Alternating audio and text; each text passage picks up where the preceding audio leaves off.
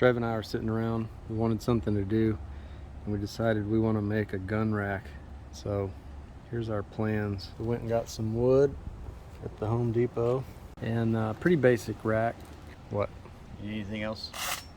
Pretty basic wooden rack, but we're going to do the bottom about 12 inches wide. We're going to put a little tilt on it. We made one a few weeks ago, and it works okay, except that the notched piece at the top is a little bit too low, and the notches aren't wide enough to fit the guard of an AR.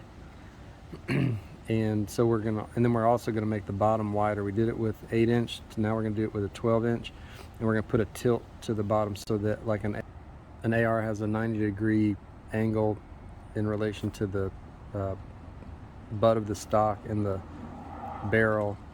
So we're going to put a tilt so that it'll lean back a bit into the notch piece at the top. And then this little cutout right here is to have a crossbar that ultimately comes across all of the guns, kind of as a locking mechanism, just so that they can't tip forward, and it's just something else to build into the thing to make it a little bit more custom. So we're going to get all our tools set up, and I'm going to watch Trevor build a gun rack. We're at our parents' house, and Trevor just got the skill saw out. This is an old Black & Decker that our dad has had for 30-something years, and so we're going to put it to work today. Sides. Yeah, go ahead and cut the base. I really do. I say we do it 36 by 36. Okay. But do we do 36 to the outside, or do we?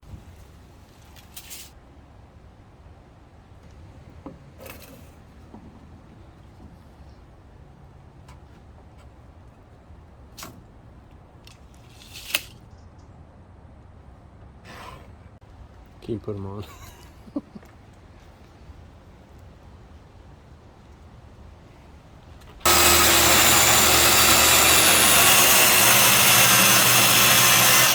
Put right bottom on there. We're gonna use this as the actual base. Just saying right, you know what I mean? Just right bottom. I think we go ahead and cut us a 1x4. It's gonna be the front lip. What I'm telling you is we have one side right here ready. Maybe. 100% we do. It's right here. Do you want to use that? See it? It's right there. And I know that it's not exactly 36 inches. 36 and a quarter. So cut the next piece 36 and a quarter. World's okayest construction workers. All right, hold those up against the sides there. So we want that to have a little bit of a tilt, and I think it needs to tilt about as much as what one board would create. So it'd be about like that. Maybe we do 2 boards. We need a 1x4 that's at the top that's crossed, so it'd be exactly 36. You actually need 2 of them because one of them's going to have the cutouts. We need 2 1x4 36.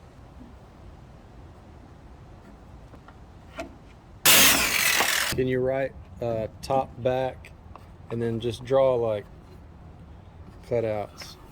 Okay, come measure the width of both of those, all 3 of these boards. And then we can cut our front piece, you know. I got 37 and a half. Go ahead and drill 2 holes in that.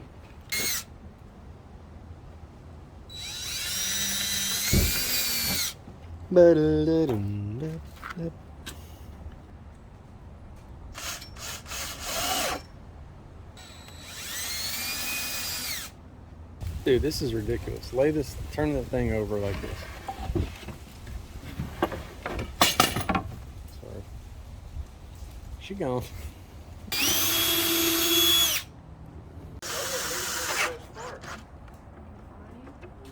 Can I have another clamp, please?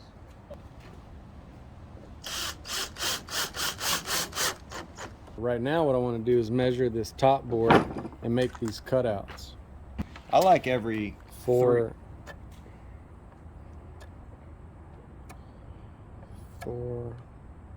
what's that, 32. So you got 1, 2, 3, 4, 5, 6, 7, 8. That's perfect. I like that a lot. It's like. Well, there you go. I got it. There you go. You'd be good now. All right, we need to square this side up.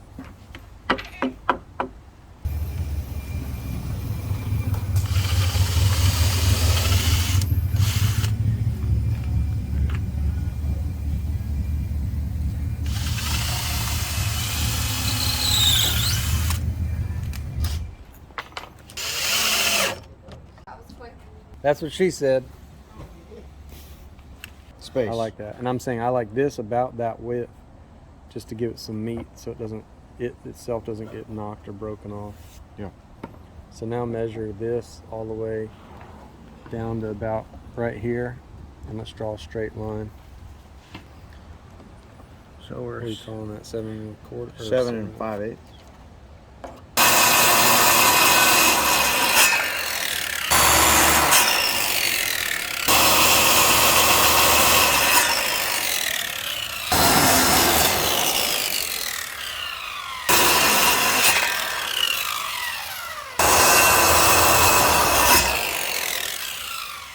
That's a good move. Doesn't stop. Okay, get all those measurements. We're gonna cut this side out in 1, 2, 3. Ta-da! It's looking good. Okay, final product. So here's the rundown. It's 36 inches wide. It's pretty cool. These are 2-inch holes that are Like a perfect mix of both. 4-inch centers right here in between each one. The bottom is 12 inches wide. The sides are therefore 12 inches wide. There's 1x4 in the front, 1x4 in the back. And we have the bottom tilted up. And then we have our lock mechanism. I don't know what kind of joint that is, but I think it's called a crosshatch joint. If not, I'll just call it that. there you go. 9-gun gun holder. electronics for the boat.